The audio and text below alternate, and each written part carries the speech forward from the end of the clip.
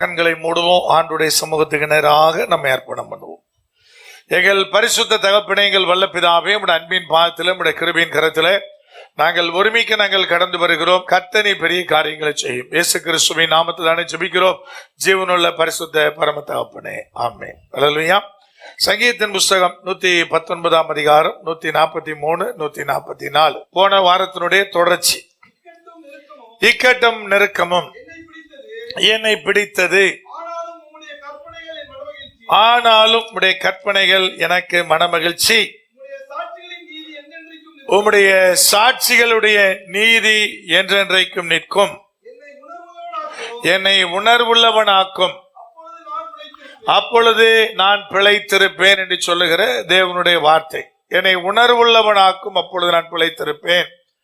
ஒருவேளை தேவதாசர்களாக இருந்தாலும், கர்த்தருடைய அற்புதங்களை அனுபவித்தவர்களாக இருந்தாலும், 3 தேவதாசர்கள் இக்கட்டும் நெருக்கம் வரும்போது எவ்விதமாய் நடந்து கொண்டார்கள் என்பதை குறித்து கடந்த வாரத்தில் உங்களோடு கூட பேசினேன். நம்பிக்கை இல்லாதவனாக விசுவாசம் அற்றவனாய் மாறினதுனால ஆண்டவரே போதும் நான் செத்து போகிறேன்னு சொன்ன மோசையை குறித்து நம்ம தியானிச்சோம். 2வது யாரை குறித்து தியானிச்சோம்? தைரியம் இல்லாம பயம் உண்டானதுனால செத்து போகிறேன்னு சொன்ன எலியாவை குறித்து தியானிச்சோம். 3வது கரிசனையும் அன்பும் இல்லாதனால நான் மரிக்கிறேன்னு சொன்ன யோனாவை குறித்து நாம் தியானிச்சோம். தேவனாய் கர்த்தர் ஒரு வேளை கலந்து கொண்ட எல்லா பிள்ளைகளையும் கர்த்தர் ஆசீர்வதித்தாரு. நிறைய சாட்சிகளை கேட்க கிருபை செய்தார். அல்லேலூயா. கர்த்தர் பேசுறதே சிலவன் செவி கொடுக்கிறான், சிலவன் என்ன குத்தி காமிக்கிறதுக்கே பேசுறாருன்னு எழுந்து போயிடுறான். எவன் அதற்கு செவி கொடுக்கிறானோ அந்த வீட்டுக்குள்ள குடும்பத்துக்குள்ள என்ன வந்துருது? பெரிய ஆசீர்வாதம் வந்துருது. ஆனா உங்களுடைய எல்லா பிரச்சனையும் தெரிஞ்சதுனால நீங்க அண்ணன் சைட்ல குத்துனாரு, நேரா குத்துனாரு சொல்லிட்டு என்ன செய்றீங்க? எளியும் போயிட்டே இருக்கிறீங்க. அதனாலதான் உங்களுக்கு அந்த முழுமையான ஆசீர்வாதத்தை என்ன செய்ய முடியல, சுதந்திரிக்க முடியவில்லை. அதான் ரொம்ப ரொம்ப முக்கியமானது. என்னை உணர்வுள்ளவன் ஆக்கும், அப்பொழுது நான் என்ன செய்வேன்? நான் பிழைத்திருப்பேன் என்று சொல்லுகிற வார்த்தை. அப்ப கர்த்தர் என்ன பண்ணாராம் பார்த்தீங்கன்னா, பூமியில அந்த உணர்வுள்ளவனை தேடினாராம். சங்கீதத்தின் புஸ்தகம் 14:2 தேவனை தேடுகிற உணர்வுள்ளவன் உண்டோ என்று பார்க்க கர்த்தர் பரலோகத்திலிருந்து மனுபுத்திரரை கண்ணோக்கினார். 53 அதிகாரம் 2 வசனம். தேவனை தேடுகிற உணர்வுள்ளவன் உண்டோ என்று பார்க்க தேவன் பரலோகத்திலிருந்து மனுபுத்திரரை கண்ணோக்கினார். அவர்கள் எல்லோரும் வழி விலகி ஏகமாய் கெட்டு போனார்கள். நன்மை செய்கிறவன் இல்லை, ஒருவனாகிலும் இல்லை. கர்த்தர் தேடி பார்த்துட்டு ஒருத்தனும் இல்லைன்றார். எவனாவது இருக்கிறானான்னு தேடி பார்த்தா ஒருவனாகிலும் இல்லை. அதே மாதிரிதான் விசுவாசம் உள்ளவனை தேடி பார்த்தாரு, அதுவும் அவருக்கு கிடைக்கல. அதே மாதிரிதான் ஒரு நாள்ல சிறப்பின் வாசல்ல நிற்கத்தக்கதாக சுவரை அடைக்கத்தக்கவனாக தேடினாரு. அப்போ அவரால் என்ன செய்ய முடியல, ஒருத்தனையும் பார்க்க முடியல. அவ்வளவு உணர்வற்றவன் யார் கேட்டீங்கன்னா மனுஷன். அப்ப தேவனாய் கர்த்தர் என்ன சொல்றாரு கேட்டீங்கன்னா, இதை நீங்க நல்லா விளங்கி கொள்ளும். உணர்வுள்ளவன் உண்டோ என்று தேவனாய் கர்த்தர் தேடுறாரு. ஒருத்தனையும் காணும், ஒருத்தனையும் காணும், ஒருவனையும் காணும். ஒருவனையும் நம்ம என்ன செய்ய முடியல, பார்க்க முடியல. அப்ப தேவனாய் கர்த்தர் என்ன நினைக்கிறார் கேட்டீங்கன்னா, ரொம்ப தெளிவா வேத வசனங்கள் நமக்கு சொல்லுகிறது, ஐயா உணர்வுள்ளவன் பிழைப்பான். இது ஆண்டவராய் கர்த்தர் நமக்கு கற்றுக் கொடுக்கிற காரியம். எப்படி உணர்வுள்ளவன்? ஒருவேளை பாத்தீங்கன்னா ஆண்டு சொல்ற 3 காரியங்களை வேகமா உங்களுக்கு முன்னாடி வைக்கணும் என்பது என்னுடைய வாஞ்ச. உபாகமத்தின் புஸ்தகம் 32 அதிகாரத்தை திருப்புங்க. அதுல ஆண்டவராய் கர்த்தர் அழகா ஒரு வார்த்தை சொன்னார். 28 வசனத்திலிருந்து வார்த்தைகள் எழுதப்பட்டிருக்கிறது. என்ன சொல்றாரு பாருங்க. அவர்கள் யோசனை கெட்ட ஜாதி, அவர்களுக்கு உணர்வில்லை. அவர்கள் ஞானமடைந்து இதை உணர்ந்து தாங்கள் முடிவை சிந்தித்துக் கொண்டால் நலமாயிருக்கும் என்றால் உணர்வு கெட்ட ஜாதி, யோசனை கெட்ட ஜாதி, உணர்வு இல்லாத ஒரு கூட்டம். ஆண்டவராய் கர்த்தர் சொல்லிட்டு சொன்னாரு, கொஞ்சம் ஞானம் அடைந்து இதையெல்லாம் சிந்தித்து கொண்டால், தங்கள் முடிவை சிந்தித்து கொண்டால், ஞானம் அடைந்து இதை உணர்ந்து. எதை உணர்ந்து? அப்படி ரொம்ப முக்கியமானது. அவர்கள் சார்ந்திருக்கிற கண்மலை யாரு? அவர்களுக்காக அடிக்கப்பட்ட கண்மலை யாரு? அவர்களை தேவனாய் கர்த்தர் எப்படி நடத்தி இருக்கிறார் என்பதை உணர்ந்து. ஞானம் உள்ளவன் தான் சிந்திப்பான், ஞானம் உள்ளவன் தான் உணர்வான். அதுக்குதான் ஆண்டவர் கர்த்தர் சொன்னார், யோசனை கட்ட ஜாதி, அதுக்கு யோசிக்கவே தெரியாது, அதுக்கு உணர்வே இல்லை. அது கீழே சொல்லும்போது சொன்னார் பாருங்க, அவளுடைய கண்மலை அவர்களை விற்காமலும் கர்த்தர் அவர்களை ஒப்புக்கொடாமலும் இருந்தாரானால் ஒருவன் 1000 பேரை துரத்தி 2 பேர் 16,000 பேரை ஓட்டுவது எப்படி? அங்க ரொம்ப தெளிவா ஆண்டு சொல்லாது கீழே, தங்கள் கண்மலை நம்முடைய கண்மலை போல அல்ல என்று நம்முடைய சத்துருக்களே தீர்மானிக்கிறார்கள். அவர்கள் சார்ந்திருக்கிற கண்மலை நம்ம கண்மலை மாதிரி கிடையாதுன்னு யார் சொல்றானா? உங்க சத்துரு சொல்றான். இஸ்ரவேல் ஜனங்களுடைய சத்துருக்களுக்கு தெரிஞ்சது என்னன்னா, இவர்கள் சார்ந்திருக்கிற கண்மலை எப்படிப்பட்டவர்? ஒருவனை கொண்டு 1000 பேரை துரத்துவாரு, ஒருத்தியை கொண்டு அவர் என்ன செய்வாரு? 10,000 பேரை துரத்துகிற ஆண்டவர், கொலைவிகளை கொண்டு யுத்தம் பண்ணுகிறவர். ராகா பேசி சொன்னா இப்படி, அந்த மேல உட்கார்ந்து இருக்கும்போது சொன்னா, நீங்க எப்ப புறப்பட்டு செங்கடலை பிளந்தீங்களோ அப்ப எங்களுக்கு அடிவேறு கலங்கிச்சுன்னா, நாங்க பயந்து நடுங்கி போயிருக்கிறோம்னா. எரிகோ கோட்டைக்கு உள்ள இருந்த அந்த ஜனங்கள்லாம் நடுங்கி போயிருந்தாங்க. எப்போ கர்த்தர் செங்கடலை கடந்து நடத்தி வருகிற விதத்தை அறிந்து. அப்ப அவன் என்ன சொன்னான்னு கேட்டீங்கன்னா, இவர்களுடைய கண்மலை நம்முடைய கண்மலை மாதிரி கிடையாது, அவர் வேறுபட்டவர் என்பதை அவன் கூட உணர்ந்திருக்கிறான். முட்டாச்சனமே, உனக்கு உணர்வு இல்லையா? நெருக்க வரும்போது இடுக்க வரும்போது கலங்குறிய, உனக்கு உணர்வு இல்லையா? நீ கொஞ்சம் ஞானம் அடைந்து கொஞ்சம் சிந்தித்து உன்னுடைய முடிவு எப்படிப்பட்டது உணர்ந்தா உனக்கு நலமா இருக்கும். அப்ப என்ன உணர்வு தேவை இருக்கிறது? தேவன் நம்மை கடந்த காலத்தில் எப்படி நடத்தினார் என்கிற உணர்வு, நம்ம சார்ந்திருக்கிற கண்மலை எப்படி நம்மை நடத்தி கொண்டு வந்திருக்கிறது என்கிற உணர்வு. தாவீதுக்கு அது இருந்ததுனால அவன் ராஜாவானான். ஏற்கனவே பலமுறை நான் சொல்லுவேன், கர்த்தர் அழகா தாவீதை ட்ரெயின் பண்ணார். எதை கொண்டு பிரதர்? சிங்கத்தை கொண்டோம், கரடியை கொண்டோம். ஒரு சாதாரண சின்ன வலிமையற்ற ஒரு சின்ன வாலி மகனா இருக்கிற ஒரு மனுஷன் கொண்டே கர்த்தர் கரடியை விடுறாரு, சிங்கத்தை விடுறாருன்னா உலகமே சொல்லும் அவரை மாதிரி கடுமையான ஆள் ஒன்றும் இல்லை இல்லையா? ஒரு அப்பா தன்னுடைய பிள்ளைய சரியான தகப்பனா இருந்தா ட்ரெயின் பண்ணுவார். தாய் சிந்திப்பதற்கும் தகப்பன் சிந்திப்பதற்கும் நிறைய வித்தியாசம் உண்டு. ஆணுடைய சிந்தனைக்கும் பெண்ணுடைய சிந்தனைக்கும் நிறைய வித்தியாசம் உண்டு. நான் வரும்போது கார்ல என்னுடைய குடும்பத்தோடு பேசிட்டு வந்தேன். ஒரு தாய் எப்படி சிந்திப்பா, தகப்பன் எப்படி சிந்திப்பார்? தாய் ஃபுல்லாவே அன்பின் அடிப்படையில சிந்திப்பார், தகப்பன் கொஞ்சம் அறிவின் அடிப்படையில் என்ன செய்வாரு?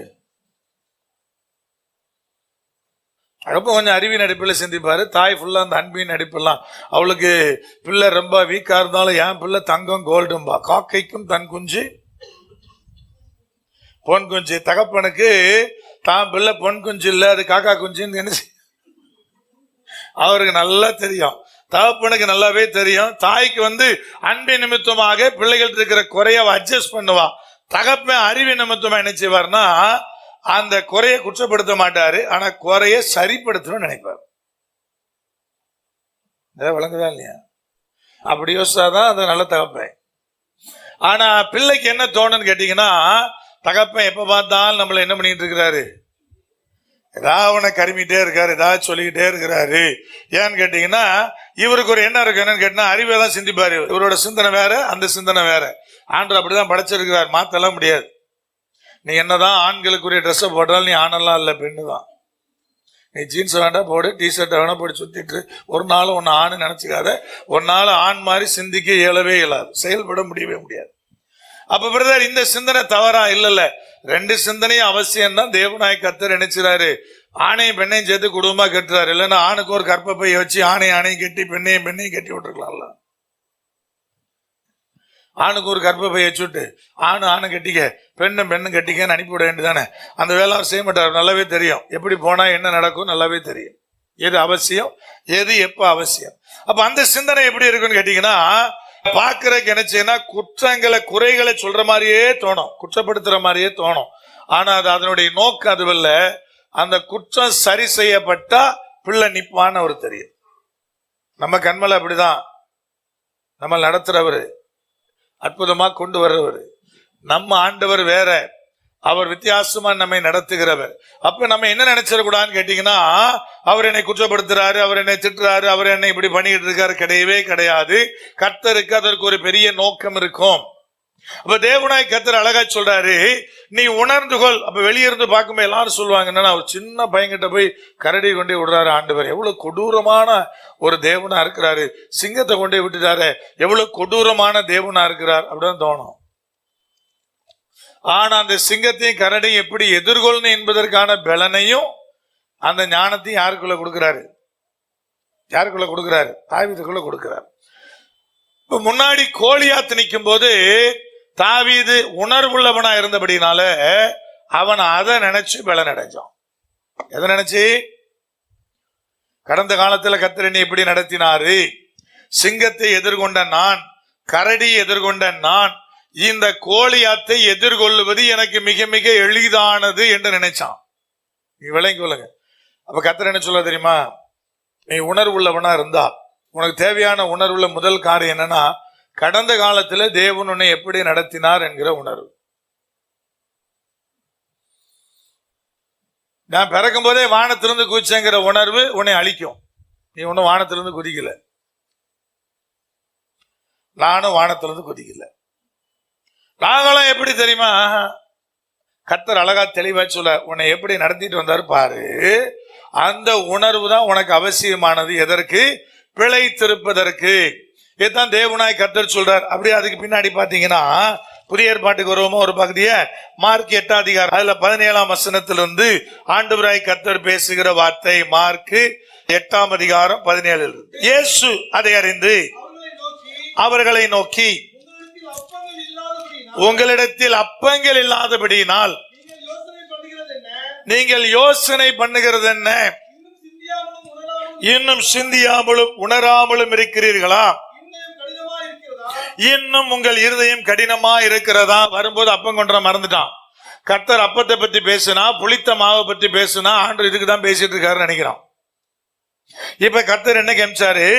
எப்படியா 5 அப்பங்களை கொண்டு 5000 பேர் நான் போஷித்தேன், 7 அப்பங்களை கொண்டு 4000 பேரை எப்படி போஷித்தேன், மீதி துணிக்கைகளை எப்படி நான் எடுத்தேன் என்பதை குறித்து அவரிடத்துல கேள்வி கேட்கிறார். அப்ப சீசர்களா இருந்தா கூட, கூடவே டிராவல் பண்ணா கூட, கர்த்தர் புளிச்சமாக பேசணும், இன்னைக்கு அப்பம் கொண்டு மறந்துட்டோம் இல்லையா, அதனால அதை பத்தி பேசிட்டு இருக்காரு. இப்ப அப்பம் கொண்டு மறந்ததுனால இன்னைக்கு ஃபுல்லா நமக்கு என்ன கிடைக்காது? என்ன கிடைக்காது? சாப்பிட்றதுக்கு ஒன்றும் கிடைக்காது அப்படிங்கிற கவலையில அவன் இருக்கிறான். இப்ப கர்த்தர் இருக்கிற நீ தானே பார்த்த, 5 அப்பத்தை கொண்டு நான் எவ்வளவு பேரை போஷித்தேன் பாத்தியா? 7 அப்பத்தை கொண்டு நான் எவ்வளவு பேரை போஷித்தேன் உனக்கு தெரியுமா? அதுல மீதி எவ்வளவுலாம் எடுத்த யார் பார்த்தது? யார் பார்த்தது? சீசர்கள் பார்த்தாங்க. கர்த்தர் கேட்கிற நீ தானே பார்த்த, ஏன் இன்னும் உணர்வு இல்லாம இருக்கிறான்றார். அப்ப கர்த்தர் என்ன சொல்லுவாரு தெரியுமா? உணர்வடையுங்கள், நீங்கள் பிழைத்திருப்பீர்கள். கர்த்தர் முதல்ல சொல்றாரு, உங்களை கடந்த காலத்துல நடத்தி கொண்டு வந்த தேவனுடைய காரியத்தை பார்த்து முதல்ல உணர்வடை. எப்படி நடத்தினாரு, எப்படி வெறுமையானதிலிருந்து கர்த்தர் எப்படி கொண்டு வந்தாரு, எப்படி ஆசீர்வதித்தாரு, குறுகிய காலத்துல இவ்வளவு பெரிய காரியங்களை கர்த்தர் எப்படி உங்க மூலமா செஞ்சாரு, உங்களுக்கு எப்படி வீட்டை கொடுத்தாரு, உங்களுக்கு எப்படி வாகனத்தை கொடுத்தாரு, உங்களுக்கு எப்படி கல்யாணத்தை நடத்தி வச்சாரு, கல்யாணம் நடத்தும் போது நீ யாரு, இப்ப நீ யாரு. என்னங்க வானத்திலிருந்து கூச்சுன்னு சொல்லக்கூடாது இல்லையா? நிறைய பேர் வானத்திலிருந்து கூச்சு, எங்க அப்பா யாரு தெரியுமா, அவரே ஆண்டி பண்டாரமா இருப்பாரு. ஆனா இவா சொல்லிக்கிட்டே இருப்பா, எங்க அப்பா யாரு தெரியுமா. நீ வாழ்க்கையில விளங்குறது ரொம்ப கஷ்டம். அவர் ஏற்கனவே ஆண்டி பண்டாருந்தாங்கிறத ஒத்துக்க, கர்த்தர் ஒன்று நினைச்சுவாரு, நான் எங்க அப்பா வீட்டுல எப்படி தெரியுமா, அடே அப்பா, அவர் அப்படியே டெய்லி உன நெய்யில குளிப்பாட்டி தேனை ஊட்டி தான் உன்னை வளர்த்தாரு. நல்லா விளங்கி கொள்ளுங்க. வார்த்தையை மாத்து, ஆசீர்வதிக்கப்படணும்னா அப்போ ஒத்துக்கணும். முதல்ல ஆமாண்டவர், நான் வெறுமையானவன், வெறுமையான நிலையில தான் கர்த்தர் என்னை கொண்டு வந்தாரு. இன்னைக்கு கர்த்தர் என்னை கொடுத்திருக்கிற ஆசீர்வாதமே கர்த்தருடைய திட்டமிடுதல். என்னுடைய சொந்த காரியத்தை கொண்டு, நான் வாங்குற அந்த சொந்த சம்பளத்தை கொண்டு, நான் வச்சிருக்கிற இதை கொண்டு இந்த வாழ்க்கையை நான் வாழ இயலாது. ஆனா கர்த்தர் நடத்தி இருக்கிறாரு. விளங்குதா விளங்கலையா? அந்த உணர்வு இருந்தா நீங்க பிழைச்சிருப்பீங்க. கர்த்தர் முதலாவது அந்த உணர்வை குறித்தான் பேசுறார். அப்போ கடந்த காலத்தை திரும்பி பார்க்காம நம்ம அந்த ஆசீர்வாதத்துக்குள்ள வர முடியாது. கடந்த காலத்தில் எவ்வளவு இழப்பு தெரியுமா பிரதர்? அந்த இழப்பு உன்னை பாதிக்காம கர்த்தர் கொண்டு வந்திருக்கிறார். அதை யோசிச்சியா? உங்க வீட்டுல கர்த்தர் உங்களுக்கு கரங்கள்ல கொடுத்திருக்கிற ஆசீர்வாதங்களுக்கு எல்லாம் எவ்வளவு நாள் நீங்க உபவாசம் இருந்தீங்க? ஆண்டவரே ஃப்ரிட்ஜ் வேணுங்கிறதுக்காக 40 days உபவாசம் இருந்தேன். 40 நாள் முடிக்கும் போது கர்த்தர் கிருபையா ஃப்ரிட்ஜ் கொடுத்தாரு. அப்படியா? நீங்க வச்சிருக்கிற வாகனம், நீங்க வச்சிருக்கிற பொருட்கள், கர்த்தர் கொடுத்திருக்கிற எல்லா ஆசீர்வாதத்துக்காக நீங்க மெனக்கட்டது என்ன? ஆண்டுகிட்ட போராடினது என்ன? அப்ப தேவனை எப்படி நடத்திட்டு வந்தாரு? இக்கட்டின் பாதையில எப்படி கொண்டு வந்தாரு? வனாந்தரத்தின் பாதையில கர்த்தர் எப்படி கரம் பிடித்து நடத்துகிறார்? அதை உணர்வு இல்லாம தான் இஸ்ரவேல் ஜனம் பாலும் தேனும் ஓடுகிற கர்த்தர் நிமித்த ஆசீர்வாதத்துக்குள்ள போக முடியாம போயிட்டாங்க. வனாந்தரத்துல கர்த்தர் எப்படி கூட்டு வந்தா நினைச்சிருக்கணும்ல. 10 வாதைகள்ல கர்த்தர் தன்னை எப்படி நடத்தினாருங்கிற உணர்வு வேணும்ல. செங்கடல் எப்படி பிளக்கப்பட்டதுன்னு என வேணும்ல. அடிக்கப்பட்ட கண்மேல் இருந்து எப்படியா தண்ணீர் புறப்பட்டு வந்தது யோசனை வேணும்ல. எப்படி அக்னி ஸ்தம்பம் வந்தது, எப்படி தேவனாய் கர்த்தர் மேக ஸ்தம்பமாய் கடந்து வந்தார், எப்படி நடத்தினார், ஏன் என் செருப்பு தேயவே இல்லை, ஏன் என் வஸ்திரம் பழுதாகல, யோசிக்கணுமா? நம்ம நடக்காதையே யோசி புலம்பி கர்த்தர் கொடுக்கவிருக்கிற ஆசீர்வாதத்தை நம்ம இழந்துகிட்டே இருக்கிறோம். கர்த்தர் சொல்றாரு அதை யோசிக்காத, கர்த்தர் நடத்தி கொண்டு வந்த பாதை யோசி. இஸ்ரவேல் ஜனங்களோட மிஸ்டேக் அதுதான். ஏன் முறுமுறுப்பு வந்துச்சு, ஏன் புலம்பு வந்துச்சு? நடத்தி கொண்டிருக்கிற காரியத்தை யோசிக்காம நடக்காத யோசித்தா. நான்வெஜ் வேணும்னு அழுதுகிட்டு இருக்கிறான். இப்போ அவனை என்ன பண்றது? எல்லார் வீட்டு வாசல் என்ன ஒப்பாரிக்கிறாங்க. இலை விழுந்த வீடை விட கேவலமா இருக்கிறான். எதுக்கு? அந்த நான்வெஜ்ஜை திங்கிறது. ஞாயிற்றுக்கிழமை ஆனா பிறகு ஏதாவது கடிக்காம என்னால முடியாது. அதே தான் அவன் பண்ணான். நீ வேணா வீட்டு வாசல்ல இருந்து ஒப்பாரி வை. அது ஒண்ணுதான் நீ பண்ணல. பாண்டர் என்ன சொல்ல வர்றாரு? ஐயா, எவ்வளவு காரை கர்த்தர் செஞ்சாரு. அவர் கொடுத்த மண்ணா எப்படி இருந்துச்சு அதை ருசிக்க தெரியல. அவர் கொடுக்கிற தண்ணீர் எப்படி இருக்கு ருசிக்க தெரியல. இந்த வனாந்தரத்துல கர்த்தர் எப்படி கூட்டிட்டு போற ருசிக்க தெரியல. மேக ஸ்தம்பமா எப்படி தேவன் நடத்துற ருசிக்க தெரியல. வனாந்தரம் எப்படி இருந்திருக்கும், இந்த பாலைவன பாதை எப்படி இருந்திருக்கும். அதுல தேவன் மேக ஸ்தம்பா இருந்தாரு. அது எவ்வளவு பெருசு. அப்ப மேக ஸ்தம்பம் தெரியாதா? தெரியும்ல. இவர்கள் நகர நகர என்னமோ நகருது. என்ன நகருது? மேகம் நகருது இல்ல. ராத்திரி ஆனா அக்னியா இறங்கிடுறாரு. இவர்கள் நகர்ந்தா அக்னி என்ன செய்கிறது? நகருகிறது. எவ்வளவு பெரிய அற்புதம், எவ்வளவு பெரிய அடையாளங்கள். எதையா யோசித்தாங்களா? கர்த்தர் உங்களுக்கு அவ்வளவு அற்புதம் பண்ணியிருக்கிறார், அதிசயம் பண்ணியிருக்கிறாரு, யோசித்தீங்களா? கர்த்தர் சொல்றார். அப்பதான் உணர்வு. அதான் அந்த உணர்வு குறித்து முதலாவது நாம் அறிந்து கொள்ளும்படி சொல்ல. ஜனம் ஒருவேளை யோசனை கெட்ட ஜாதி, உணர்வு இல்லாத ஒரு கூட்டமா இருக்கிறது. உணர்வு இல்லாத ஒரு கூட்டமா இருக்கிறது. அது உணர்வடைன்னு சொல்லும்போது சொல்ல புறஜாதி கூட வித்தியாசப்படுத்தி பார்க்கிறான். இவர்களுடைய கண்மலை யாரு, நம்முடைய கண்மலை யாரு? பயப்படுறான். இவருடைய தேவன் யார் என்பதை குறித்து பயப்படுறான். புறஜாதிகளுக்குள்ள கூட தேவன் அந்த பயத்தை என்ன பண்ணி வச்சிருக்கிறாரு, உண்டாக்கி வைத்திருக்கிறார். அவ்வளவு சீக்கிரம் கை போட துணிகிறது இல்லை. பெரிய மத தீவிரவாதிகளை தவிர மற்றவர்கள் பம்புறாங்க. ஏன் பிரதர்? நம்முடைய தேவனை குறித்து அவனுக்கு கூட தெரியும். கர்த்தர் கேட்கிறார், உனக்கு தெரியாதா? அவங்க கூட அறிஞ்சு வச்சிருக்கிறானே, உனக்கு தெரியாதா? அப்போ உன்னுடைய கண்மலையாகிய நான் யார் என்பதை முதலாவது என்ன பண்ணிக்க, உணர்ந்து கொள் என்று தேவனாய் கர்த்தர் பேசுகிற வார்த்தைகள் என்பது அங்கே இடம் பெறுகிறது. உணர்வற்ற ஜனமா இருக்காதீங்க தேவனாய் கர்த்தர் பேசுகிறார். ஏசாயா 27 அதிகாரம் 11 வசனம். அதன் கொப்புகள் உலரும் போது வடிந்து போம், ஸ்திரீகள் வந்து அவைகளை கொளுத்தி விடுவார்கள். அது உணர்வுள்ள ஜனம் அல்ல, ஆகையால் அதை உண்டாக்கினவர் அதற்கு இறங்காமலும் அதை உருவாக்கினவர் அதற்கு கிருபை செய்யாமலும் இருப்பார். அந்த உணர்வுள்ள ஜனத்தை உண்டாக்கினவர் ஆண்டவர்தான், உருவாக்கினவர் அவர் தான். ஆனா இறங்க மாட்டாராம். ஏன்னா உணர்வில்லாம இருந்தா தேவனாய் கர்த்தர் இறங்க மாட்டார்.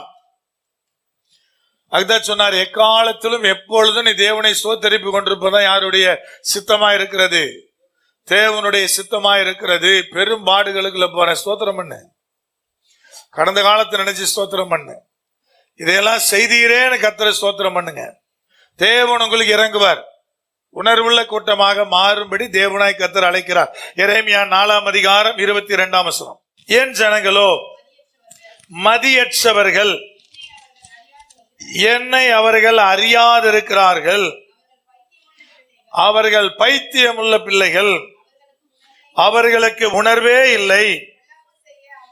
பொல்லாப்பு செய்ய அவர்கள் அறிவாளிகள், நன்மை செய்யவோ அவர்கள் அறிவில்லாதவர்கள். பொல்லாப்பு செய்யறதுக்கு அறிவாளி, நன்மை செய்யற அறிவு இருக்காதுன்றார். போத மருந்தை பத்தி கேட்டீங்கன்னா எல்லாம் தெரியும், எங்க கிடைக்கும் தெரியும், எங்கிருந்து வரும் தெரியும், எல்லாம் தெரியும்.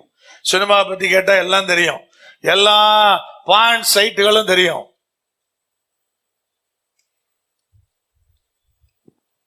ஆனா சப்ஜெக்டை பற்றி கேட்டா தெரியாது, தேவனுடைய அன்பை பற்றி கேட்டா தெரியாது, பேரண்ட்ஸை பத்தி கேட்டா தெரியாது, அவளை பற்றி புரிந்து கொள்ற அறிவு இருக்காது. இவனதான் ஆண்டு சொல்ல உணர்வில்லாத ஒரு கூட்டம். நன்மை சேரைக்கு ஒண்ணுமே தெரியாதுங்க, ஆனா எல்லா தீமையும் தெரியுங்க. இதான் ரோமருக்கு எழும்போ பவுல் சொன்னாரு. என்ன சொன்னாரு? ரோமர் 16 எடுங்க. நன்மைக்கு ஞானியாயிரு, தீமைக்கு எப்படி இரு சொன்னாரா? எடுங்க ரோமர் 16:19 வசனம். உங்கள் கீழ்ப்படிதல் யாவருக்கும் என்ன செய்யட்டும் தெரிய வந்திருக்கிறது, ஆகையால் உங்களை குறித்து சந்தோஷப்படுகிறேன். ஆனாலும் யாரை பார்த்து சொன்னார் தெரியுமா? கீழ்ப்படிதல் உள்ள பிள்ளைகளை பார்த்து சொன்னார். அந்த கீழ்ப்படிதல் எல்லாருக்கும் தெரிஞ்சிருந்தது, அவங்கள பார்த்தான் சொன்னார். ஆனாலும் நீங்கள் நன்மைக்கு ஞானிகளும் தீமைக்கு பேதைகளுமாய் இருக்க வேண்டும் என்று நான் விரும்புகிறேன். கீழ்ப்படிதல் உள்ள பிள்ளைகளுக்கு ஒரு அறிவுரை கொடுத்தார். என்னன்னா, நன்மைக்கு ஞானியாரு. நன்மையை பத்தி கேட்டா உன் ஞானத்துல அதெல்லாம் தெரியணும் உனக்கு. தீமைக்கு எப்படி இருந்தா பேதையாயிரு, பேதையாயிரு. அறிவில்லாத கூட சொல்ல பேதையாயிருங்கிற வார்த்தையை பயன்படுத்தினார். சவுத் சைட்ல திருநெல்வேலி தூத்துக்குடி போனீங்கன்னா பேக்கலாண்டும் வாங்க. ஒன்னும் தெரியாதவனுக்கு பேர் என்னது? பேக்கலாண்டு. கர்த்தர் சொல்றாரு தீமைக்கு அப்படியே இருன்றார். எதெல்லாம் தீமை கத்துக்க ஆசைப்படாத, ரவுடிசத்தை கத்துக்க ஆசைப்படாத, போதை வஸ்துகளை கத்துக்க ஆசைப்படாத, வாஸ்துகளை கத்துக்க ஆசைப்படாத, சாதகத்தை கத்துக்க நினைச்சாத. அதனால நீ பேக்கலாண்டாவே இரு, பேதையாவே இரு, அறிவில்லாத கூட்டமாவே இரு. ஆனா நன்மைக்கு ஞானியாருன்னாரு கர்த்தர் சொல்ல. உணர்வுள்ள ஜனம் நன்மைக்கு ஞானியா இருக்கும். நன்மை செய்வதை எல்லாம் அறிந்திருக்கும், ஆனா தீமை செய்யறதுக்கு தெரியாது. அந்த கூட்டத்துக்கு பேர் தான் கர்த்தர் என்ன சொல்ல, உணர்வுள்ள பிள்ளைகள் என்கிற அடையாளத்தை தேவனாய் கர்த்தர் செய்கிறார். சரிங்க, இந்த உணர்வு மனுஷனுக்குள்ள எப்படி வருது? எந்த காரியத்தின் அடிப்படையில் தேவனாய் கர்த்தராலே கொடுக்கப்படுகிறது? 2 காரியத்தை மட்டும் உங்களுக்கு முன்பதாக வைக்க நான் விரும்புகிறேன். இதே சங்கீதம் 119:34. எனக்கு உணர்வை தாரும், அப்பொழுது நான் உமது வேதத்தை பற்றி கொண்டு என் முழு இருதயத்தோடும் அதை கை கொள்ளுவேன். ஒரு மனுஷனுக்குள்ள அந்த உணர்வை தரக்கூடிய காரியம் என்னன்னா, அதற்கும் வேதத்துக்கு ரொம்ப நெருக்கமான தொடர்பு இருக்கிறது. வேதத்தை பற்றி கொண்டு அதை முழு இருதயத்தோடு கை கொள்ளுவது. நிறைய பேருக்கு பைபிள் வாசிக்க இஷ்டம், ஆனா வசனத்தின்படி வாழ விருப்பம் இல்லை. வாசிக்கிறதுக்கு இஷ்டம் இருக்கு. எதன் அடிப்படையில் பிரதர்? வாசித்தா ஏதோ ஒரு நன்மை நடக்கிற மாதிரியே இருக்கு, அதனால வாசித்துருவோம். வாசித்தா பிரச்சனை இல்லாம அந்த நாள் ஓடிடுது, அதனால வாசித்துருவோம். அப்படியே பழகி பழகி வாசிப்பதற்கு விருப்பம் இருக்கிறது, ஆனா அதன்படி வாழ விருப்பம் இல்லை. அப்படின்னா என்ன பிரதர்? உணர்வு இல்லைன்னு அர்த்தம். அதே சங்கீதம் 119:104 வாசிப்போமா? உமது கட்டளைகளால் உணர்வடைந்தேன், ஆதலால் எல்லா பொய் வழிகளையும் நான் விளக்கிறேன். உணர்வுள்ளவன் தான் பிழைத்திருப்பான். உணர்வுள்ளவன் வசனம் சொல்லுகிறது அவருடைய கட்டளைகளினாலே உணர்வடைகிறான், அவன் பொய் வழிகளை வெறுக்கிறான். பொய்யை பின்பற்றாதிருப்பேன்னு சொல்லல, வெறுக்கிறேன். அது அவ்வளவு வெறுப்பான காரியமா இருக்கிறார். எது? பொய் வழிகள்.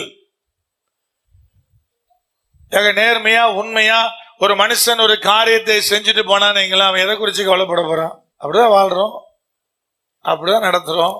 என் வாழ்க்கையில் ஒன்றும் குறையிலே. எதுக்கு பொய்யாய் இதுல இப்படி பிரதர், அதுல அப்படி பிரதர், அது அப்படி பிரதர், அது அப்படி. எவ்வளவு பேர் என்ன ஏமாத்த நம்ம லிஸ்ட் பெருசு இருக்கு.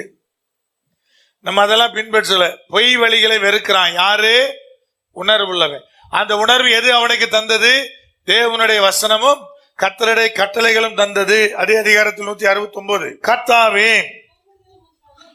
என் கூப்பிடுதல் உம்முடைய சந்நிதியில் வருவதாக, உம்முடைய வசனத்தின்படியே என்னை என்ன செய்யும்? உணர்வுள்ளவனாக்கும். அப்போ ஒரு மனுஷனை உணர்வுள்ளவராக்குறது வசனம். வசனத்தை நான் பற்றிக்கொள்ளணும், வசனத்தின்படி வாழணும். வசனத்தை நான் பற்றிக்கொள்ளணும், வசனத்தின்படி நான் வாழணும்.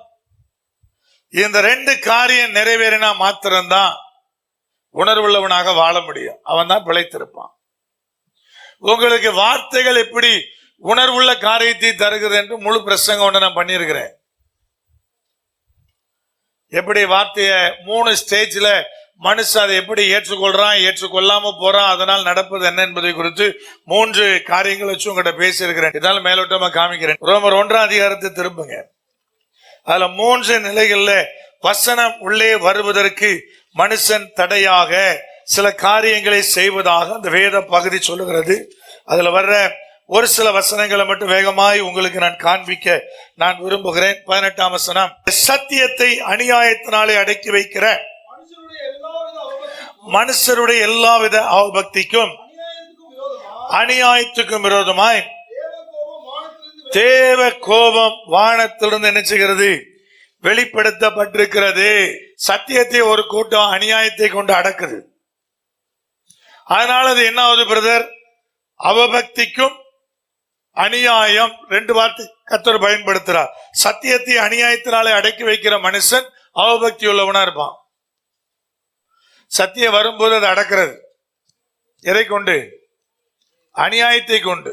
தன்னிடத்தில் இருக்கிற அந்த அநியாயத்தை கொண்டு அவன் அவபக்தி உள்ளவனா இருப்பான். அப்புறம் அப்படியே வந்தீங்கன்னா 21ஆம் வசனத்துல அடுத்த ஒரு கேரக்டர் சொல்றார். வசனம் உள்ள வரும்போதே தடுக்கிறது ஒரு ரகம், அவன் அவபக்தி உள்ளவனா இருப்பான். 21ஆம் வசனத்தை என்ன சொல்றாரு பாருங்க. அவர்கள் தேவனை அறிந்தும் அவரை தேவன் என்று மகிமைப்படுத்தாமலும் ஸ்தோத்தரியாமலும் இருந்து தங்கள் சிந்தனைகளினாலே வீணரானார்கள். உணர்வில்லாத அவர்களுடைய இருதயம் இருளடைந்தது. வசனம் தெரியுமா? தெரியும்.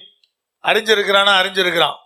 அது உள்ள செயல்பட விடுறதில்ல. வசனம் சொல்லுகிறது தேவனை மகிமைப்படுத்துறது இல்லை. வசனத்தை அறிந்தும் ஸ்தோத்தரியாமலும் இருந்து. நம்முடைய கிறிஸ்துவ மார்க்கத்துல ஒரு குறிப்பிட்ட சபையார் மாத்திரம் நிறைய ஸ்தோத்திரம் பண்ணுவாங்க. அவர்கள் கூட உள்ளத்தின் ஆழத்திலிருந்து ஸ்தோத்தரிக்கிறாங்களான்னு தெரியல. ஸ்தோத்திரம் ஸ்தோத்திரம் ஸ்தோத்திரம் ஸ்தோத்திரம் சொல்லிக்கிட்டே இருக்காங்க. உள்ளத்தின் ஆழத்திலிருந்து ஸ்தோத்திரம் வருதான்னு தெரியல. உங்க நான் எப்பவும் சொல்லுவேன், 1000 ஸ்தோத்திர பலி தயவு செஞ்சு வாசிக்காது. அது எவனோ ஒருவனுடைய அனுபவம். சுருட்ட முடி உள்ளவரே சோத்திரம், நீட்ட முடி உள்ளவரே சோத்திரம், சிவந்த மேனி உடையவரே சோத்திரம். அவர் சோப்பா இருக்கிறது நீ பார்த்த, அவர் முடி சுருண்டு இருந்தது நீ பார்த்த, அவர் உருவம் எப்படி இருந்ததுன்னு நமக்கு தெரியப்படுத்துன்னு தெரிஞ்சாதான் அவரே பிரியமாக தன்னுடைய உருவத்தை வரைஞ்சு போட்டு போயிருப்பார் இல்லையா?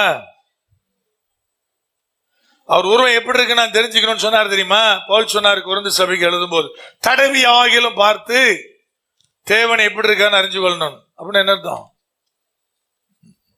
அவர் மனுஷ உருவம் எடுத்து வந்தார் இல்லையா? தடவி ஆகிலும் பார்த்து மனுஷன் தேவனை கண்டுபிடிப்பதற்காக போட்டிருக்கு இல்லையா? அப்ப என்ன அர்த்தம் பிரதர்? அவரை உற்று பார்த்துன்னு ஏன் போடல, தடவி பார்த்துன்னு ஏன் போட்டிருக்காரு? தடவி பார்த்து தேவனை அறிஞ்சு கொள்றதுக்காக மனுஷரூபம் எடுத்தா இருந்தாலும் போட்டிருக்கு வசனம். ஏன் தடவி பார்க்கணும்? பார்த்தா தெரியாதா? ஏன் தடவி பார்க்கணும்? அப்படின்னு என்ன அர்த்தம்? அவர் உருவம் எப்படி இருந்தது முக்கியம் இல்லை.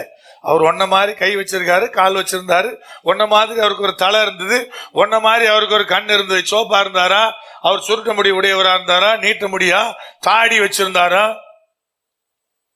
லேட்டஸ்டா ஒரு கிறிஸ்தவ ஒருத்தன் ஒரு ரீல்ஸ் போட்டிருந்தான். முத உலகத்துக்கு பங்கு வச்சவர் வந்து இயேசு கிறிஸ்துவம் பார்த்தான். அவன் பங்கு வச்சுட்டு போறத பின்னாடி இருந்து வீடியோ எடுத்தவர் போடுறாரு. இயேசு கிறிஸ்துவ உலகத்துல முத பங்கு ஸ்டைல அறிமுகப்படுத்தினாராம். இவன் பார்த்தா பத்தில நீட்ட முடிய ஒரே சோத்திரம், சுருட்ட முடிய ஒரே சோத்திரம் எல்லாம் கர்த்தர் நினைச்சுவாரு எனக்கு தெரியாது. சோத்திரம் எதுக்கு பண்ணணும்? ஆண்டவரே 1994ஆம் வருஷம் இந்த ஆபத்து வந்து ஸ்தோத்திரம். இந்த வியாதிக்குள்ள வந்திருந்தேன், கர்த்தர் என்னை பாதுகாத்தீர் ஸ்தோத்திரம். ஆண்டவரே பசியோடு இருந்தேன், இந்த வருஷத்துல கர்த்தர் என்னை போஷித்தீர் ஸ்தோத்திரம். ஃபீஸ் கட்டுறதுக்கு வழி இல்லாம இருந்த எனக்கு ஃபீஸ் கட்டுவதற்கான கிருபைகளை கண்டீர் ஸ்தோத்திரம். சொல்லி பாருங்க, உங்க இருதயம் எவ்வளவு களி கூறுதுன்னு பாருங்க. அது என்ன செய்யும் பிரதர்? நீங்கள் அறிந்திருக்கிற கிறிஸ்துவை, நீங்கள் அறிந்திருக்கிற வேத வசனங்களை உங்களுக்குள்ள இன்னும் அதிகமாய் என்ன செய்யாது? கருக பண்ணும். அது யாரா இருந்தா நீ நானா இருந்தான்னு நீங்க வசனத்துக்கு மாறா சொன்ன இல்ல பிரதர் வசனம் அடி போட்டிருக்குன்னு சொல்லணும் இல்லையா? வசனம் நமக்கு தெளிவாக சொல்லுது. முதல் ஸ்டேஜ் அநியாயம் பண்றான், அநியாயத்தை வச்சு வசனத்தை உள்ள விட மறுக்கிறான், தடுக்கிறான், அவன் அவபக்தி உள்ளவனா இருக்கிறான். ரெண்டாவது ஸ்டேஜ் தேவனை அறிந்திருந்தும் வார்த்தையை உள்ள என்ன செய்யல, கொண்டு வரல. அதனால அவன் என்ன ஆயிட்டான் பிரதர், உணர்வில்லாத அவர்களுடைய இருதயம் இருளடைந்தது. இருதயம் உணர்வில்லாம இருக்குது. உணர்வில்லாத இருதயத்தோடு பிரதர் நான் டிராவல் பண்ண என்ன ஆகும் பிரதர், ஒரு நாள் இருளடைந்துடும். அப்புறம் சொல்ற அவர்கள் தங்களை ஞானிகள் என்று சொல்லியும் பைத்தியக்காரராகி நிறைய பேர் தன்னைத்தானே ஞானின்னு சொல்லிட்டு சுத்திட்டு இருக்கிறான். அந்த மேக்ஸ் எக்ஸாம் பிள்ளைங்கெல்லாம் படிக்கிறீங்களா உங்களுக்கு தெரியும். அதை சும்மா அப்படி மேலோட்டமா பாத்தீங்கன்னா உங்களுக்கு எல்லாம் புரிஞ்ச மாதிரியே தெரியும். ஈஸி. கையில 2 செம்ம கையில கொடுத்து ஒர்க் அவுட் பண்ணுன்னு சொன்னா ஒண்ணுமே தெரியல. அப்ப மேக்ஸ் எக்ஸாம் மட்டும் நீங்க அப்படியே படிச்சு பார்த்துட்டு போய் எக்ஸாம் எழுத முடியுமா? முடியவே முடியாது. எவ்வளவு தூரம் நீ அதை பிராக்டிஸ் பண்றியோ அவ்வளவுதான் மேக்ஸ்ல உனக்கு மார்க். அது மட்டும் பார்க்கும்போது உங்களுக்கு புரிஞ்ச மாதிரியே தோணும். கையில பேப்பரை கொடுத்த பிறகு ஓஹோ நமக்கு ஒன்றும் தெரியாது போல. அதே மாதிரிதான் படிக்கும்போது நிறைய பேர் ஞானி நினைச்சுக்கிறான். வேலைக்கு இன்டர்வியூ அட்டன் போதுதான் ஓ நம்ம முட்டாளுன்னு தெரியும். அப்பாவது முட்டாள்னு ஒத்துக்கிட்டான்னா ஆண்டு பரவாயில்ல போய்டா போய் வேலையை பாடுறான் பாரு. அப்போ நான் ஞானின்னா அவர் நினைச்சுவாரு. அவரும் பாவம் எவ்வளவுதான் பொறுமையோட அவர் காரியங்கள் நகர்த்துறது. அப்போ ஒரு ஸ்டேஜ் உள்ள விட மாட்டான், இன்னொரு ஸ்டேஜ் அறிந்து உள்ள விட மாட்டான், உள்ளுக்குள்ள செயல்பட விட மாட்டான். மூணாவது என்ன மாத்திரானா பாருங்க 25ஆம் வசனத்துல, தேவனுடைய சத்தியத்தை அவர்கள் பொய்யாய் மாற்றி, அப்புறம் சத்தியத்தை திரிச்சிடறான். சத்தியம் அறிஞ்சு உள்ள அந்த வார்த்தை செயல்பட விடலன்னா ஒரு ஸ்டேஜ்ல நீங்க உங்கள் செய்கைக்கு ஏத்த மாதிரி வசனத்தை திரிக்கிறீர்கள். வசனத்தை என்ன பண்ணிடுறீங்க, திரிச்சிடுறீங்க. அப்படிதான் வசனம் சொல்லு, பொய்யாய் மாற்றி. இதனால என்ன ரிசல்ட் தெரியும் இல்லையா? 29 இருந்து நான் வாசிக்கிற நேரம் கருதி, அவர்கள் சகலவித அநியாயத்தினாலும் வேசித்தனத்தினாலும் துரோகத்தினாலும் பொருளாசையினாலும் குரோதத்தினாலும் நிறையப்பட்டு பொறாமையினாலும் கொலையினாலும் வாக்குவாதத்தினாலும் வஞ்சகத்தினாலும் வன்மத்தினாலும் நிறைந்தவர்களுமாய் புறங்கூறுகிறவர்களுமாய் அவதூறு பண்ணுகிறவர்களுமாய் தேவ பகஞ்சருமாய் துராகிருதம் பண்ணுகிறவர்களுமாய் அகந்தையுள்ளவர்களுமாய் வீம்புக்காரருமாய் பொல்லாதவைகளை யோசித்து பிணைக்கிறவர்களுமாய் பெற்றாருக்கு கீழ்ப்படியாதவர்களுமாய். உணர்வில்லாத ஜென்மம் பெற்றோருக்கு கீழ்ப்படியாதுன்னு வசனம் சொல்லுது. வசனம்லாம் தெரிஞ்சுக்கணும். உணர்வில்லாத ஜென்மம் என்ன செய்யாதான், பெற்றோருக்கு கீழ்ப்படியாதான். வசனத்தை உள்ளே அனுமதிக்காதவன். நீ வசனத்தோட கேட்கலாம், இன்னைக்கு அண்ணன் பிரசங்கம் நல்லா இருக்குது நல்லா இல்லைன்னு ஏதாவது சொல்லிட்டு கூட போகலாம், பிடிச்சதுன்னு சொல்லலாம், இல்ல ஒரு நாள் ஏசிட்டு கூட போகலாம், பிரச்சனை இல்லை. ஆனா அந்த வசனத்தை உள்ள நீ அனுமதிக்கலன்னா நீ எப்படி மாறிடுவ? இதுல இருக்க லிஸ்ட் எல்லாம் உனக்கு வந்துடும். அதுல ஒண்ணு பெற்றாருக்கு கீழ்ப்படியாதவன், பொல்லாதவைகளை யோசித்து பிணைக்கிறவருமாய், தேவையில்லாத யோசித்து திங்க் பண்ணி அதை நிறைவேற்றுகிறவனுமாய், அதுக்குள்ளே அகப்படுகிறவனுமாய். அப்புறம் அடுத்த வசனம் சொல்லு, உணர்வில்லாதவர்களுமாய், உடன்படிக்கைகளை மீறுகிறவர்களுமாய். உணர்வில்லாதவர்களுமாய் உடன்படிக்கைகளை மீறுகிறவர்களுமாய். உடன்படிக்கைகள் சிங்குலரா ப்ளூரலா? அப்ப என்னவா இருக்கும்? ஆண்டோடு இருக்கிற உடன்படிக்கைன்னா ஒண்ணு தானே. எல்லாத்துக்கும் ஒரு உடன்படிக்கை போடுறோம். உடன்படிக்கையை மீறவன் யாரு பிரதர்? கணவனும் மனைவியாய் கைபிடிக்கும் போது ஒரு உடன்படிக்கை செய்யறான். என்னது? வாழ்விலும் தாழ்விலும் சுகத்திலும் சுகவீனத்திலும் எல்லாத்திலும் சொல்றாலே அது ஒரு உடன்படிக்கை. ஒரு வீட்டுல வாடகைக்கு போனா அக்ரிமெண்ட் போடுறான், அது ஒரு உடன்படிக்கை. ஒரு இடத்துல கடை தொடங்கினா ஒரு அக்ரிமெண்ட் போடுறான், அது ஒரு உடன்படிக்கை. அக்ரிமெண்ட்னால என்னது தமிழ்ல? வசனத்துக்கு கீழ்படியாதவன் அதெல்லாம் மீறிடுவான். எனக்கு தெரியாது, இங்க சொல்லு. பெற்றாரு கீழ்படிய மாட்டான், வசனத்தை மீறிடுவான். இதெல்லாத்தையும் சொல்லிட்டு சுபாவ அன்பில்லாதவர்களுமாய், இணங்காதவர்களுமாய், இரக்கமில்லாதவர்களுமாய் இருக்கிறார்கள். வசனத்தை ஏற்றுக்கொள்ளாதவன், அந்த உணர்வு என்கிற ஒன்று வராதவனுக்குள்ள இவ்வளவு கேரக்டர் இருக்கும். இணங்க மாட்டான், அன்பு இருக்கிறாரு, இரக்கம் இருக்காது. அப்புறம் கீழே சொல்றார், இப்படிப்பட்டவைகளை செய்கிறவர்கள் மரணத்துக்கு பாத்திரராய் இருக்கிறார் என்று தேவன் தீர்மானித்த நீதியான தீர்ப்பை அவர்கள் அறிந்திருந்தும் அவைகளை தாங்களே செய்கிறதும் அல்லாமல் அவைகளை செய்கிற மற்றவர்களிடத்தில் பிரியப்படுகிறவர்களுமா இருக்கிறார்கள். இதெல்லாம் தவறுன்னு தெரியுமா? தெரியும். அதற்கு தேவனுடைய தண்டனை எப்படி வரும் தெரியும். இதெல்லாம் அறிஞ்சிருந்தும் அதை இவனும் செய்யறான், செய்யறவன அவனுக்கு பிடிக்கவும் செய்யுது. அதனாலதான் எல்லா அக்யூஸும் நண்பரா இருப்பாங்க, எல்லா சினிமா பைத்தியும் நண்பரா இருக்கும், எல்லா சீட்டாட்ட கும்பலும் நண்பரா இருக்கும். அது ஞாயிற்றுக்கிழமையான கை பற பற பறன்னு வரும். அப்புறம் திடீர்னு ஆண்டு குஷ்டம் மாதிரி ஏதாவது கொடுத்து இப்படி சொல்லிக்கிட்டே நினைச்சிட்டாரு, நீங்க பரபரப்புக்கு விட கிடைச்சிடும். எல்லா சீட்டாட்ட கும்பலும் என்ன ஆயிரும், ஒன்னா சேர்ந்துரும். இவனும் செய்வான், செய்யறவனதான் பிடிக்கும்.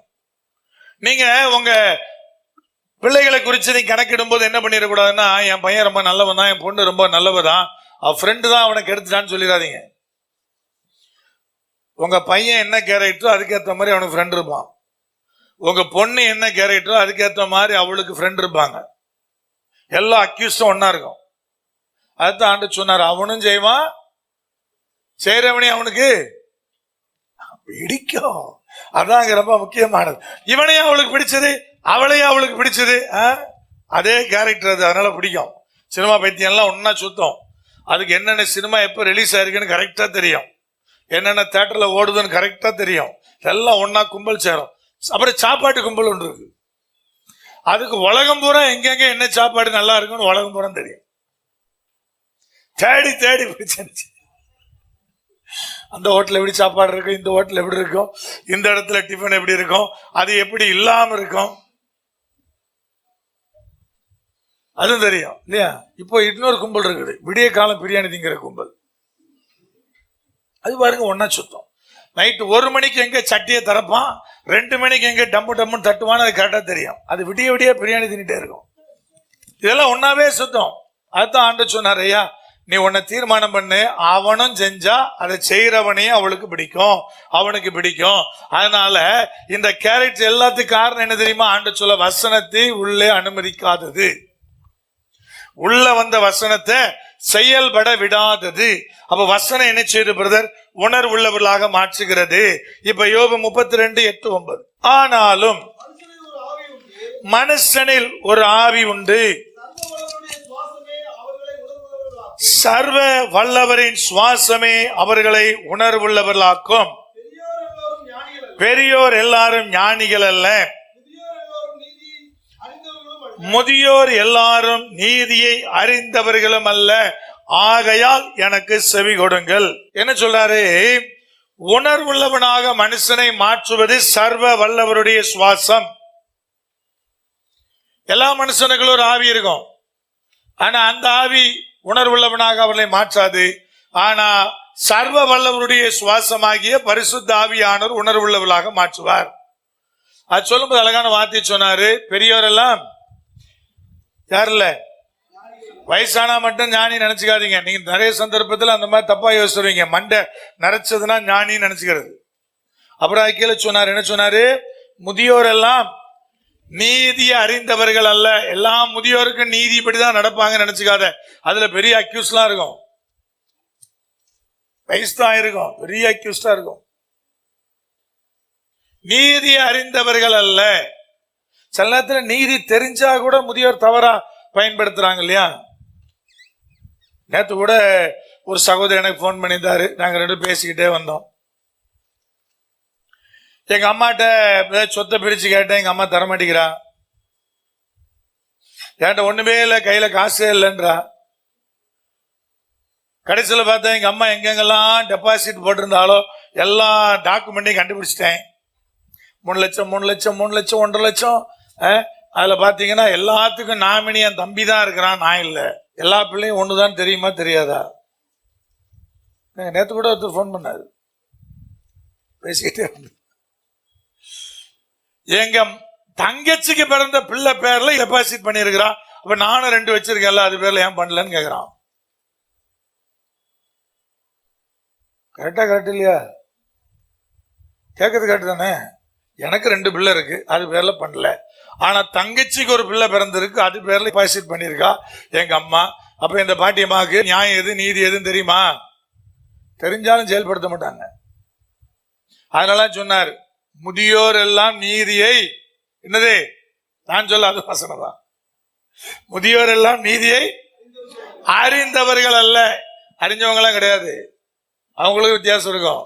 நீதிக்கு புறம்ப செயல்படுவாங்க. அதனால வெள்ள மண்டையை பார்த்து ஞானின்னு நினைச்சிடாத, வயசானால பார்த்து ஞானின்னு நினைச்சிடாத, அவன் நீதியை அறிந்தவன் நீதியை செய்வான்னு நினைச்சிடாத. ஒன்னே ஒண்ணுதான் மனுஷனை உணர்வுள்ளவனாக்கும், என்னன்னா தேவனுடைய சர்வ வல்லவருடைய சுவாசம். அந்த ஆவியானவர் தான் உணர்வுள்ளவன் ஆக்குவார். அந்த ஆவியானவர் ஒரு 18 வயசு பையனை நிரப்பிட்டார்னா அவன் உணர்வுள்ளவனா இருப்பான். அவன் 75 வயசு தாத்தாவை விட அவன் பெஸ்ட். புரிஞ்சுட்டா புரியலையா? சர்வ வல்லவருடைய சுவாசம் தாயா உணர்வை தருது.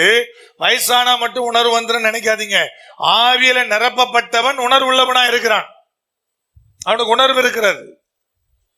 அந்த உணர்வு அவனை என்ன செய்ய வைக்கிறதுன்னு கேட்டீங்கன்னா, ஞானமாய் நடக்க வைக்கிறது. அந்த உணர்வு அவனை நீதியாய் நடக்க வைக்கிறது. அதுக்கு தான் 2 சேர்த்து எழுதினார்.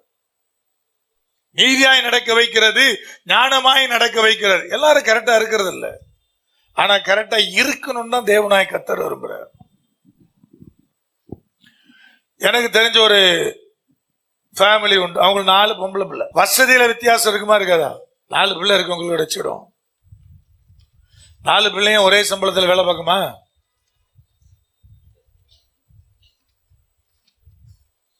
கேள்வி எல்லாம் புரியுதா? 4 பிள்ளைகளுக்கும் பொம்பளை பிள்ளை வச்சுக்கிடும். ஒரே மாதிரி வசதி வாய்ப்புல தான் 4 மருமக அமைஞ்சிருப்பானா?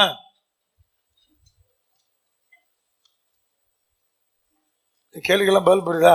2 பிள்ளை வச்சுக்கிடும். 4 நீங்க உங்களை நினைக்க மாட்டீங்க, 2 வச்சுக்கிடும். சரியா? 2 பொம்பளை பிள்ளை இருக்கியா? 2 ஒரே மாதிரி தான் வேலைக்கு போப்பதா? ஒரே மாதிரிதான் சம்பள உயர்வு கிடைக்க போதா? 2 மருமகனும் ஒரே வசதி வாய்ப்போட தான் வரப்போறானா? அதுபோல அந்த அம்மாவுக்கு 4 விதம். ஒரு 2 வருஷம் 3 வருஷத்துக்கு ஒருக்கா அவங்க மீதி இருக்கிற எல்லாத்தையும் வச்சு சொல்லுவாங்க, ஆளுக்கு 5 பவுன் நகை, 10 பவுன் நகை. 4 பேருக்கு ஒரே மாதிரி. அப்புறம் 4 பேருக்கு ஆளுக்கு ஒரு 5 லட்சம் ரூபா, 2 லட்சம் ரூபா, இந்த மாதிரி தான் போயிட்டே இருக்கும். அவங்களுக்கு பணம் தேவையே இல்லை. யாருக்கு? 4 பிள்ளைகளுக்கும் அவ்வளவு பணம் இருக்கு. இவங்க கொடுக்கறது கேட்டா கொடுக்குறாங்களே எப்படி? அதுல ஒரு பிள்ளையை பார்த்து நீ தான் நல்லா இருக்கிய அப்படின்னா, நீ நல்லா இருக்கல உனக்கு இருக்கு அப்படின்னா என்ன வரும்? வீட்டுக்குள்ள வரும்ல, கலகம் வரும்ல. அங்கதான் புத்தி கெட்டத்தனம் வயசானவங்க நடக்கிறாங்கன்னு சொல்றேன். வேத வசனம் சொல்லுது, நல்லா புரிஞ்சுங்க. உங்களுக்கு வயசாகலாம், நீங்க பிள்ளைகளை வேறுபடுத்தி பார்த்தீங்கன்னா வீட்டுல கலகம் வந்துடும், சண்டை வந்துடும். கண்டிப்பா உங்க 2 பிள்ளை இருந்தாலும் 3 பிள்ளை இருந்தாலும் 3 பேரும் ஒரே வசதி வாய்ப்புல ஒரே தட்டுல உங்களால நிறுத்தவே முடியாது. அதுதான் பழமொழி சொன்னாங்க, 4 விரலும் ஒண்ணு இல்லைன்னு சொன்னாங்கல்ல. ஒரே நம்ம கைக்குள்ள தான் இருக்குது, 4 ஒரே மாதிரி செயல்படல. அதே மாதிரிதான் ஏன் ஒரே லெவல்ல வைக்க முடியாது, ட்ரை பண்ண முடியாது. ஆனா பேரண்ட்ஸ் ஒரே மாதிரி இருக்கணும். நீ தான் நல்லா இருக்கியான்னு கேட்கக்கூடாது. நீ நல்லா இருக்கியோ நல்லா இல்லையோ, நான் அந்த பிள்ளைக்கு கொடுத்தனா, நான் உனக்கு கொடுத்தேன். அப்ப இந்த பாட்டியம்மா என்ன பண்ணிருக்கணும்? இந்த சேட்டெல்லாம் இந்த தூத்துக்குடி திருவள்ளிக்காரன் தான் ஓவரா பண்ணுவாங்க. அது வேற ஒன்று இருக்கு, அதையும் சொல்லணும். ஓவர் சேட்டை இதெல்லாம் தான் இருக்கும். அப்ப இந்த பாட்டியம்மா என்ன பண்ணிருக்கணும்? சரி, அந்த மகளுக்கு ஒரு பையன், இந்த மகனுக்கு 2 பொண்ணு, பேரனுக்கு பொண்ணு, 5 பேரா இருக்கா, 5 பேத்தி இருக்கா, அல்லது 7 பேர் இருக்கிறாங்கன்னா 7 பேருக்கும் ஆளுக்கு 25 போட்டா என்ன கிடையாது? கரெக்டா இல்லையாங்க? அதுக்குதான் கர்த்தர் சொல்றாரு, உணர்வுன்னு ஒண்ணு இருந்தா அதை செய்வீங்க. அதனாலதான் உணர்வு பிழைத்திருக்க பண்ணுதுன்னு சொல்றாரு. இந்த உணர்வு இல்லாதனால ஞானம் இல்லாத வேலைகளை பண்ணி குடும்பத்துக்குள்ள ஒரே சண்டை, ஒரே சச்சரவு, ஒரே வெறுப்பு. கடைசியில ஒரு வயல என்ன பார்க்கல. எப்படி பார்க்கறது? யார் பாப்பா? யார் பாப்பா? பார்த்தாலும் அன்பு நிமித்தமா பார்ப்பாங்களா, கடமை நிமித்தமா பார்ப்பாங்கன்னு இருக்கு இல்லையா? அப்ப பிரதர் கரெக்டா பார்க்க தெரியணும்ல. அதுக்கு என்ன சொல்ல? உணர்வுன்னு ஒண்ணு வேணும். இருந்தா நீ ஞானமா நடப்ப, நீ நீதியா நடப்ப. இதெல்லாம் உன்னோட ஒண்ணு சம்பந்தப்படுத்திய கர்த்தருடைய வார்த்தை.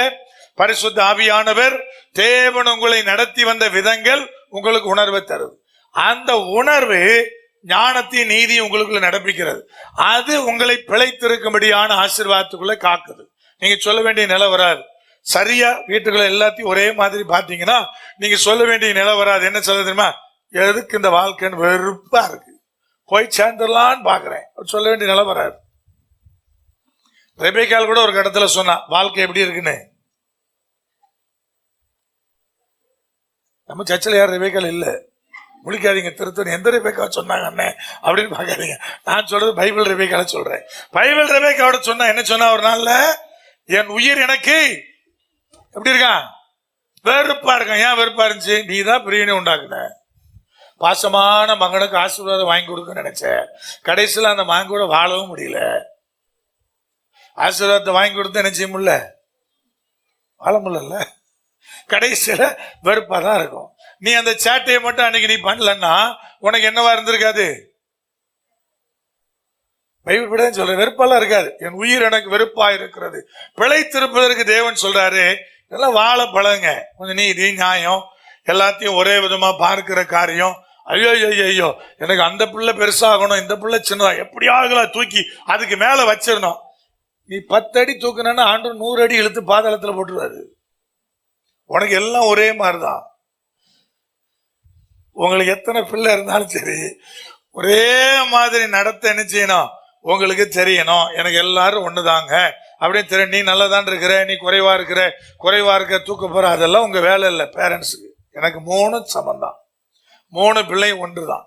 ஒரு பிள்ளை மேல கொஞ்சம் கூடுதல் பாசம் இருக்கு பிரதர், அதை யாரும் தவிர்க்க முடியாது. ஆனா உங்க நடக்கை கரெக்டா இருக்கணும். ஒண்ணு மேல எனக்கு கொஞ்சம் கூடுதல் பாசம் இருக்கு, அது இருக்குதான் செய்யும், அது இல்லைன்னு யாரும் மறுக்க முடியாது.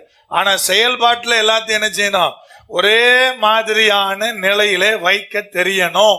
அது ஒரு பெரிய பிழைத்திருக்கும்படியான ஆசையை தரும். வீடே சமாதானமா இருக்கு, எல்லாம் நல்லா இருக்குது, நல்ல கணவன் அமைஞ்சிட்டாரு, நல்ல மனைவி அமைஞ்சிட்டாங்க, எல்லாம் கரெக்டா இருக்கு, பிழைத்திருக்கும்படி வாழ தோணும். எதுவுமே சரியில்லைன்னா என்ன தோணும், வேண்டாம் தானே தோணும்.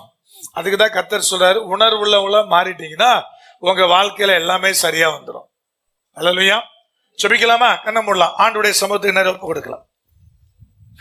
எங்கள் பரிசுத்த தகப்பனே, எங்கள் வல்ல பிதாவே, உம்முடைய அன்பின் பாதத்தில் உம்முடைய கிருபையின் கரத்தில் நாங்கள் ஒருமிக்க நாங்கள் கடந்து வருகிறோம்.